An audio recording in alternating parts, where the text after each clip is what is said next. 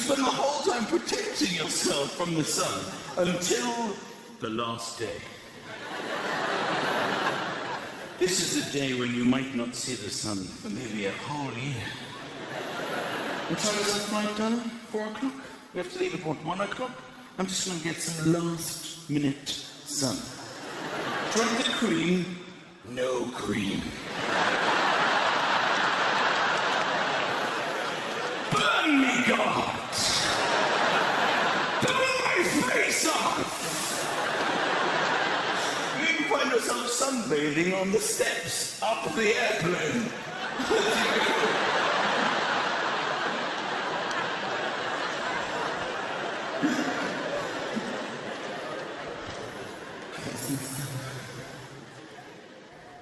People have all sorts of different holidays. Some girls go on 18 to 30s holidays. They have unprotected sex and they have a child. 10 years later, the child says, Mum, I want to know about my dad. She says, the only thing I know about your father is that he's now between 28 and 40.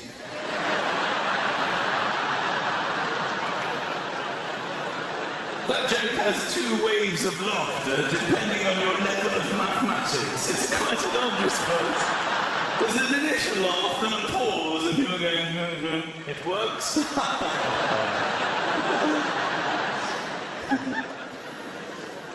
I'll tell you what big news. My big news is this. I've moved very locally to here. So it was exciting moving. I got a mortgage for the first time. I filled it out. They said, make sure you don't leave anything blank in the application because it could delay it. And it said occupation, so for comedian. Then it said position. I went to stand up. I thought that was the closest.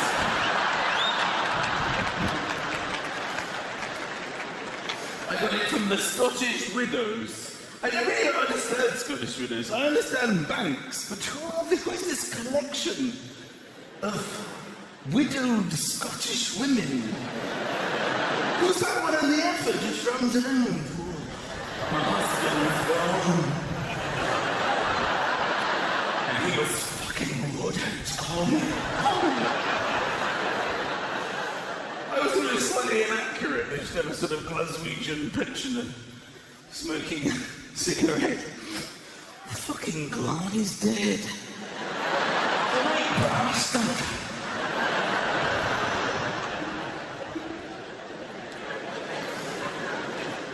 It's exciting moving, getting all this stuff.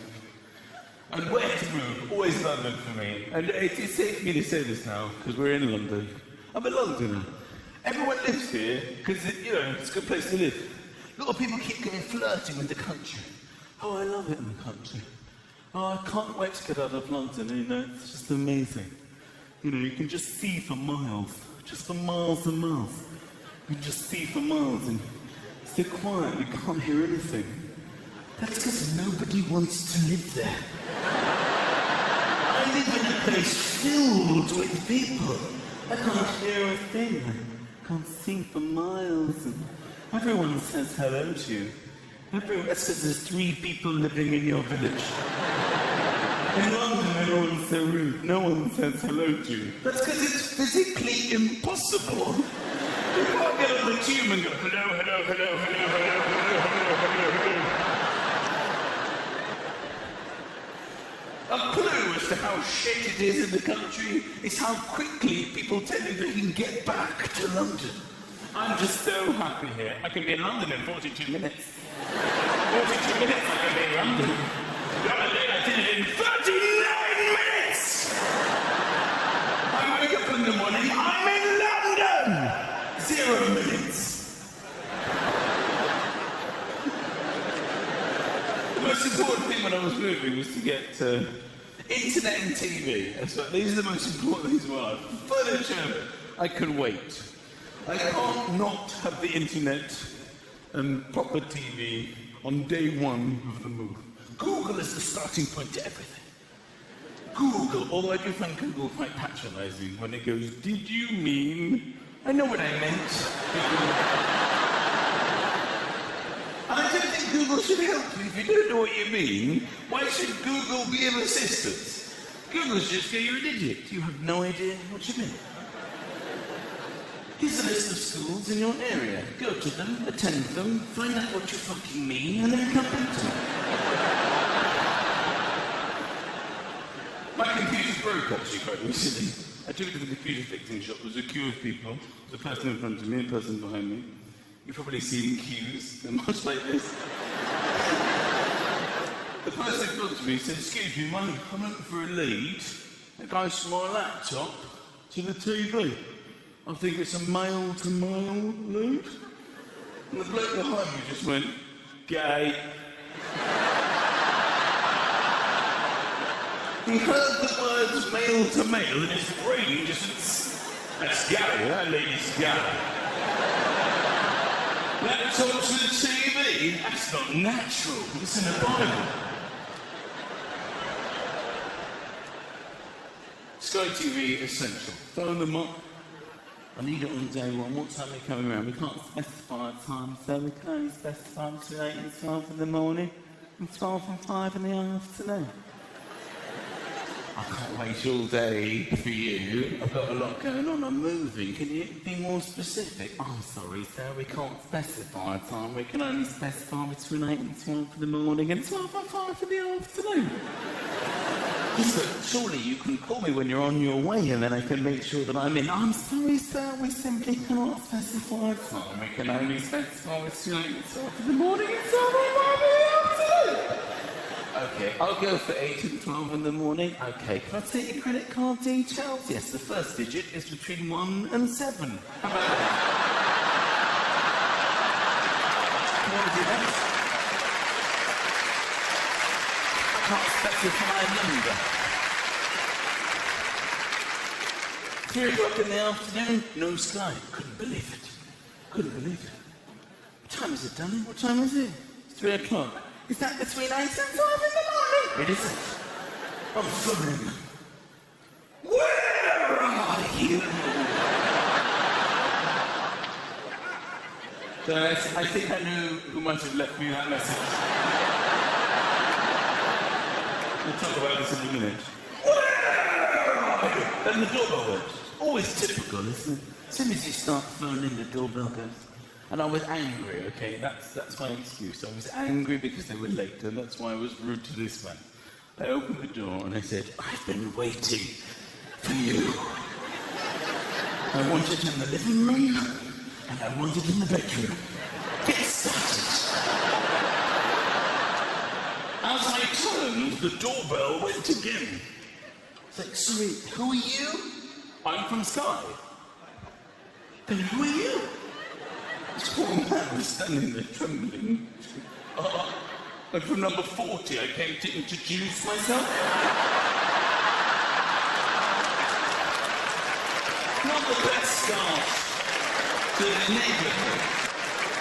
The only things I've said to this man are, "I've been waiting for you. I want it in the living room. And I want it in the bedroom." Confuse me, and will confuse me till the day I die, is why he then walked into my house. I don't know who's more scared of who now.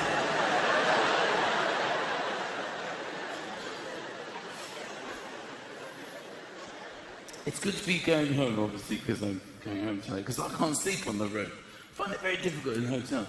I need my wife there, I need her in bed. You need to be, that's what you know.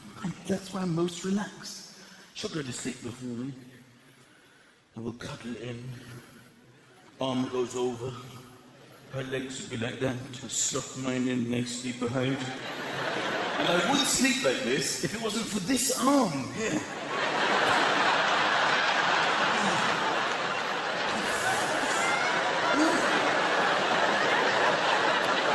After all, you just give up.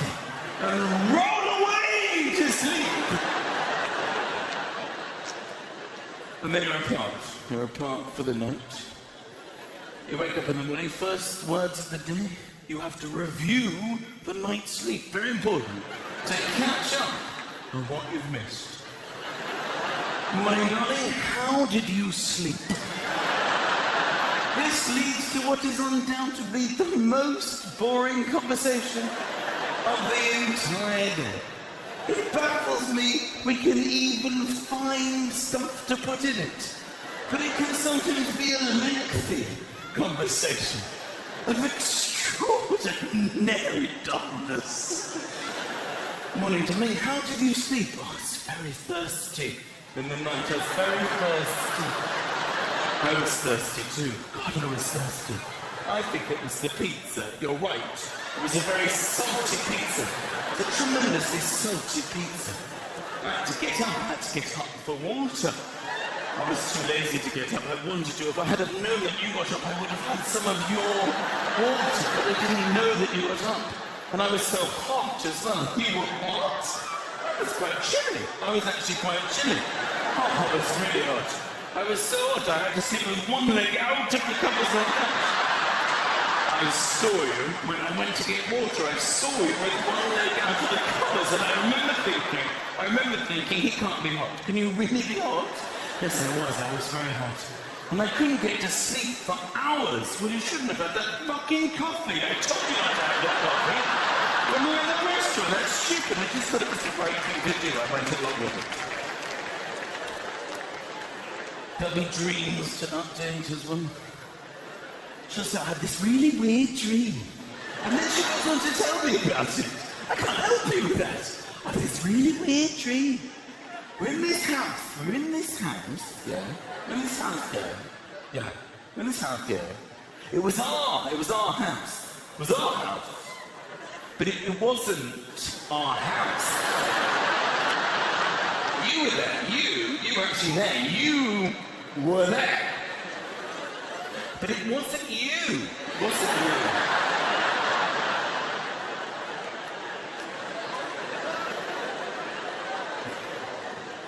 Nightmares happen on occasion. I think for all people in relationships, every once in a while you have this terrible dream. You have a dream that your partner has cheated on you. They have betrayed you in your sleep. It's a horrible nightmare of deceit. And you are filled with hate. And you wake up in the morning and you're so relieved. It was just a dream. That didn't really happen. But the hate is still strong within you. I look over at her and I can see she's just sleeping there soundly. She's done nothing. Done nothing to hurt me, just been sleeping sweetly by my side. Nothing to hurt me at all. I'm staring at her.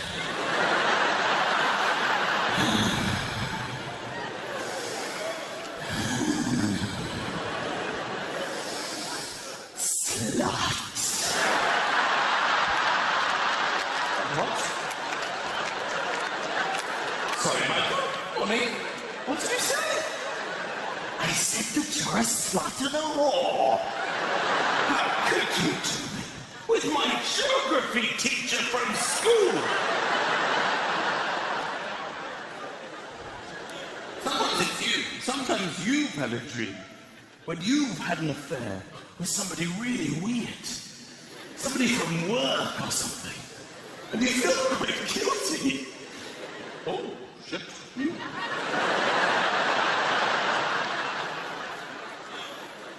Morning, Michael. How did you sleep? Nothing.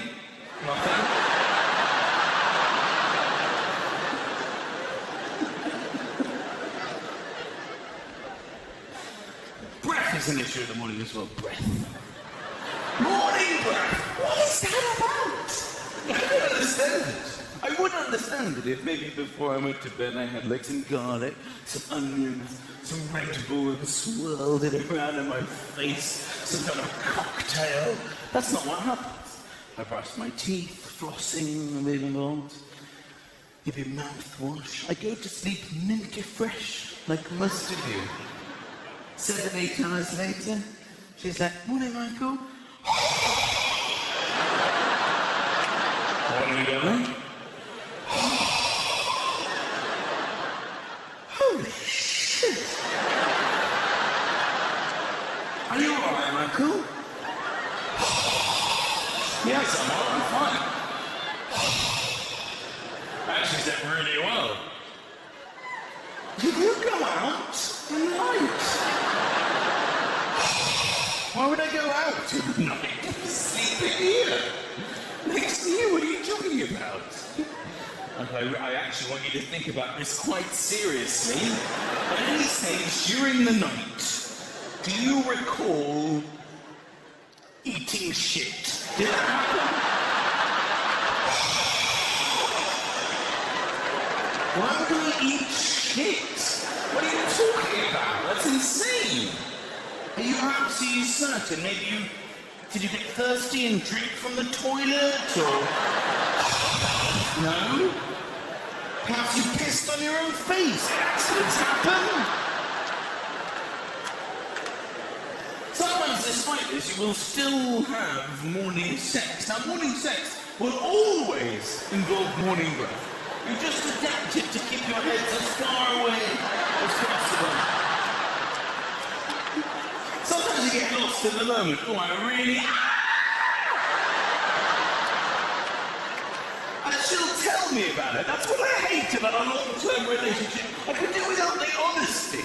She'll literally go, sorry I didn't kiss you, Michael, but you speak from your face. Okay, sorry. I thought I'd brush my teeth, though. With a little bit less honesty. So this is what I'm trying to do, sir. Oh, you're going to leave maybe later. You'd like to have some bogey? Just sorry. What was it you wanted, Michael? I'm fine, actually. To be honest, I'm fine. Let's just leave it. Let's forget about it. I'll just sit here. Your ball is hanging out a little bit. Oh, for God's sake, leave me alone.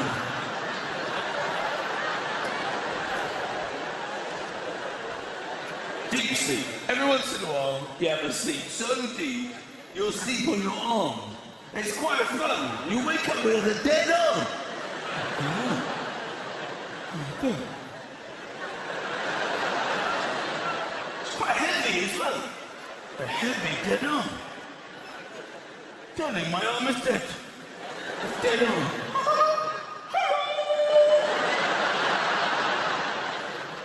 I don't even know how I did it, but recently I contrived to sleep on both of my arms. And they were both dead. I woke up by the phone ringing. So, I'll get it. Shit. I was completely dead.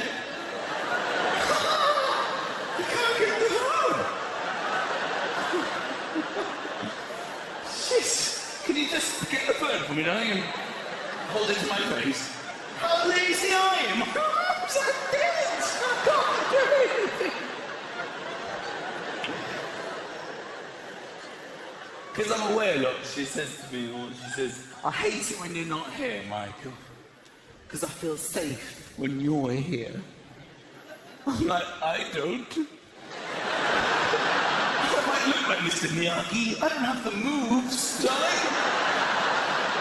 Because that is man's biggest fear, isn't it? You've been sleeping soundly at night. She's like, Michael! Michael! Michael, wake up! What? What are you doing? I was asleep here. Jesus. I think there's somebody in the house. I think there's a burglar in the house. I think somebody's broken into our house. I can hear them in the kitchen. That is without a shadow of a doubt man's biggest fear. That is my biggest fear. In fact, that isn't my biggest fear. My biggest fear is that that happens and I've slept on both arms. That's my biggest fear. Shit. Darling, what do you want me to do? I want you to go and find out. Find out what? Find out if there's someone downstairs. Darling, from the other day when the phone was ringing, I've got no arms. I've stepped on both of my arms. Don't you fucking lie to me. You go and protect this household. You're going to have to go. You're in a much better position than I am. How could you do this? What about the children? Good idea. Send one of them. Get the little one the wee and get the other one that's ice cream. You must go and save us. All right, don't go!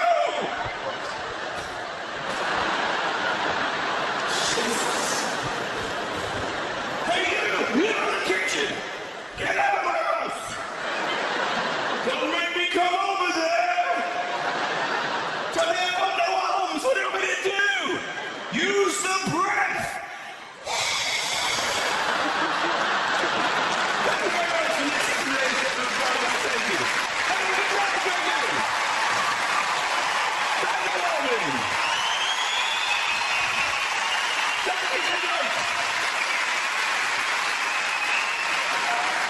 Thank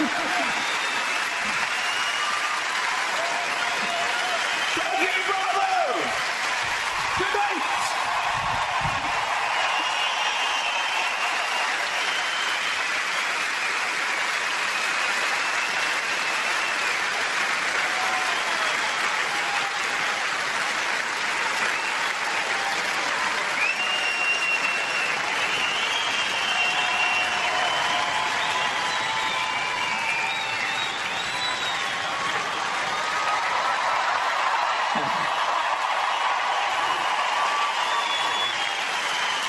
That's very rude. That's very rude. Now, no, I'm sorry. You know this, no, I do this for a living and this is the end of my work day. You have no right. It's not fair. When you're at work and you put your coat on and you go, look, I'll see you guys tomorrow. The office doesn't go, oh! Go out! Then come back, do one photocopy, then go home.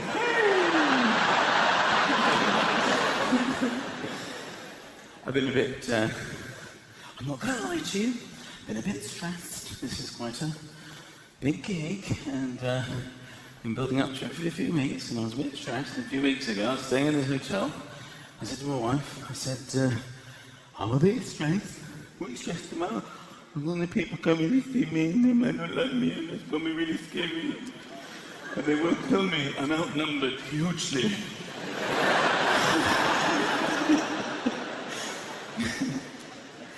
She said, well, why don't you go down and have a massage in the hotel? Never even occurred to me. She was very relaxing, they're very beneficial. So I went down to the spa and I said, look, my wife says maybe I need some kind of a massage because I'm quite stressed. Oh yes, you called the right place. Just pop your dressing gown on from the cupboard and your slippers and make your way down to the spa in the basement. Now, if I was stressed beforehand, I was certainly stressed after I had got lost and wandered into a conference in my dressing gown.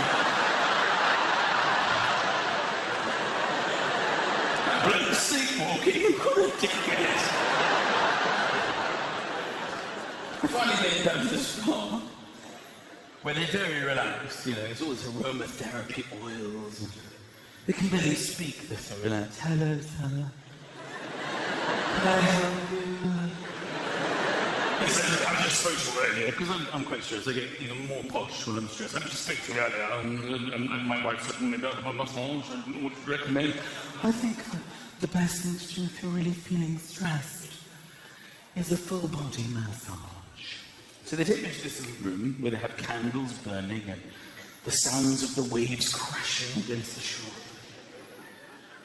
Aromatherapy scents filling the air. You put your head in this sort of thing. That's not the relaxing bit. No one's ever had a tough day at work and come home and got a tennis racket and go, that's a lot better. I feel really relaxed. So you're lying, you got your head in it, dribbling a bit. And then what happens is a strange woman rubs oil into your body for an hour. Now, due to evolution, there are various natural reactions to this. And fighting those natural urges for an hour is without a shadow of a doubt the least relaxing moments of my entire life. Bear in mind, I went there to de-stress. It starts off okay. She massages your sort of back and your shoulders, then she goes down your arm and does your hands, and it's sort of right. Then she goes to your leg, glides her hands up your leg and dangerously close to your balls, and then back. If this is one's ball, this is the kind of distance we're talking about. Almost like she's filed her fingernails before. But you're lying again.